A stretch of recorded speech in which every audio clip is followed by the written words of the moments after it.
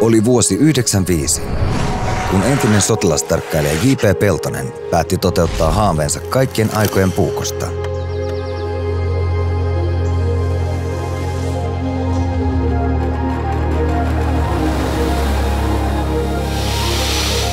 Puukon, joka soveltuu kaikille retkille, vaativankin eränkävijän tarpeisiin. Puukon, jonka voi vetää esiin yhdellä ainoalla käden liikkeellä. Parhaan työkalun, joka on kehitetty toiminnallisuus edellä. Täydellinen Pohjolan karuihin olosuhteisiin. Se on luotu kestämään sukupolvelta toiselle.